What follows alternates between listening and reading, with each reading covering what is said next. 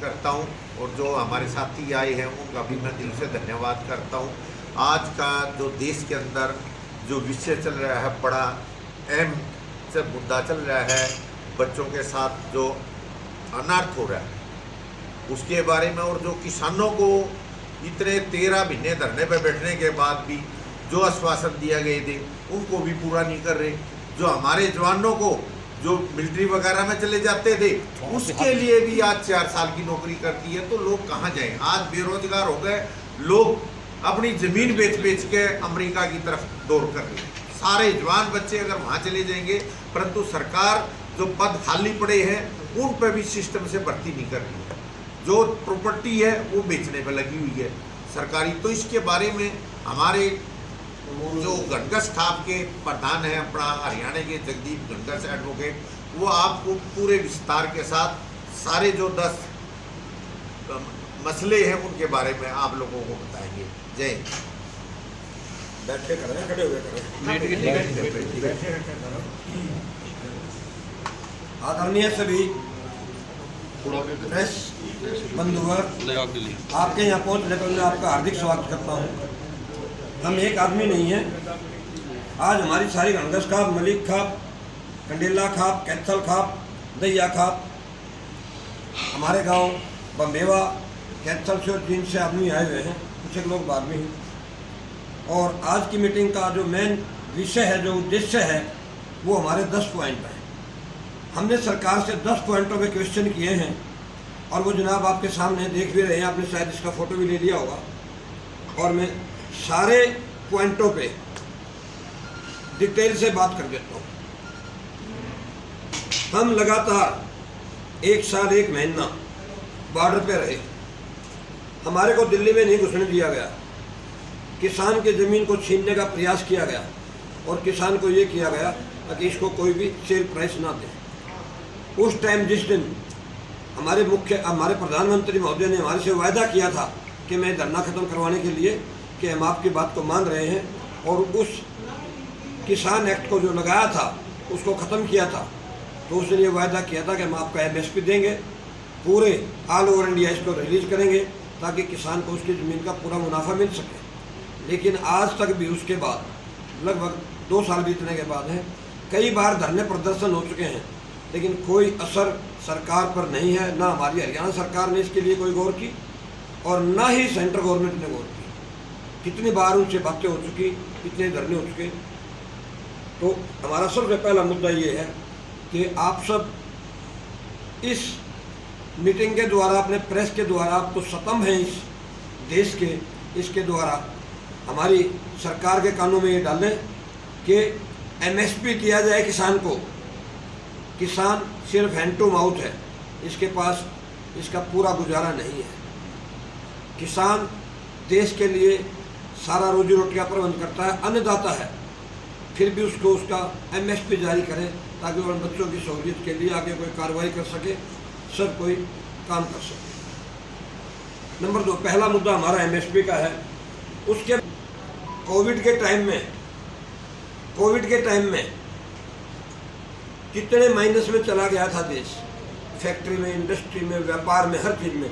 लेकिन किसान फिर भी अपनी इंडस्ट्री, खेती की इंडस्ट्री 3.4% बढ़ा के लाया था और किसान ने सबकी जीविका का प्रबंध किया। दूसरा पॉइंट ये है। नंबर 3, मैं आपसे प्रार्थना करता हूँ, नशे पे ध्यान दें। आप ऐसा स्तंभ है जिससे नशा अगर बढ़ता चला गया हमारे बच्चों में, शहर हो या गांव हो, तो आने वाली पीढ़ियां खराब हो जाएंगी। अगर बच्चे नशे में ज़्यादा डूब चुके हैं, और नशा कहाँ से बिकता है, नशा जगह जगह आप देख रहे हैं, आप रोज़ घूमते हैं, हम भी देखते हैं।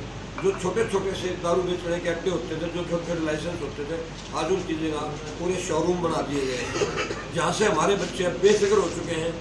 और मैं शहर का तो क्या कहूँगा, लेकिन देहात में ये देखता हूँ कि शाम को बच्चे सब नशे में डूबे हुए होते हैं। लगभग गांव के, अगर ज़्यादा नहीं कहूँगा तो मैं 60% बच्चों के बारे में जरूर कहूँगा। अगर आप और हम सब मिल के कोशिश करें कि ठेका प्रथा जो है सरकार की, इनकम के साथ हम सरकार दूसरी तरफ से बढ़ाए, GST से बढ़ाए, टैक्स लगा के बढ़ाए, इनकम टैक्स बढ़ाए, लेकिन अगर दारू का ठेके को बंद कर दे तो शायद सरकार को भी डबल फायदा होगा।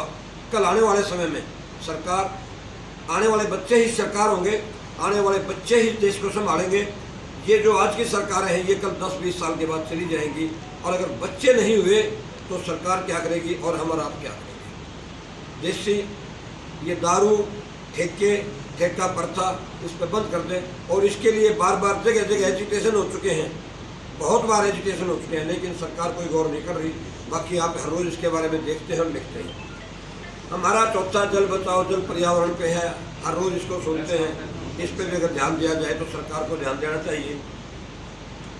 पांचवी चीज़ ये है सबसे ज़्यादा जरूरी, आप हर रोज़ देख रहे हैं हमारे बच्चे जो बाहर जा रहे हैं, अमेरिका, इंग्लैंड, दूसरे ऑस्ट्रेलिया, और शाम को गाँव में जब ये फ़ोन आ जाता है कि जी बच्चा हमारा अमेरिका पहुंच गया है, ढोल बजते हैं, पटाखे छूटते हैं, बम छूटते हैं।